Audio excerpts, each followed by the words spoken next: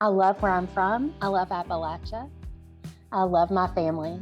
We had a lot of joy and laughter, and we also had a lot of struggle. My young life was challenging, and we had a lot of struggle around addiction. We lived paycheck to paycheck. We needed access to healthcare and mental health care. Sometimes we had housing insecurity. And while that's my personal story, that is not a unique story. That experience is shared with people across our state and our region.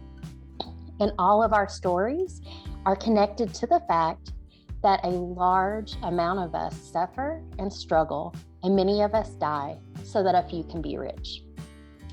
And so there's always this pervading thing that I experience too often in our movement, in progressive spaces, where we think that us in the city are going to go out and educate these hillbillies and tell them, what we know that they don't know, they're not smart enough.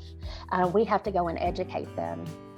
And, what Rednecks for Black Lives is, and what we're doing in Kentucky and in a lot of our work across the South and across the country,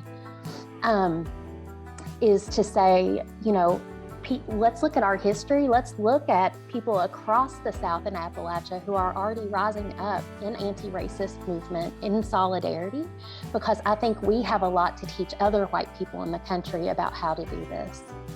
And so it's really about calling ourselves back to who we really are.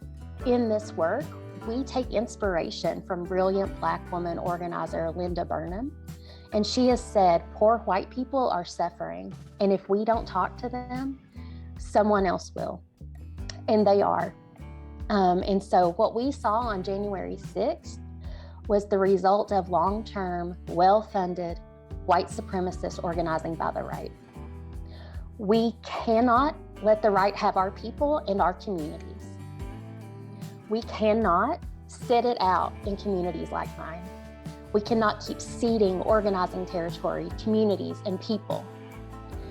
We have to make our people a better offer than white supremacy. And I believe that better offer is solidarity and it's organizing. The right talks about racism all the time. They're in communities like mine all the time.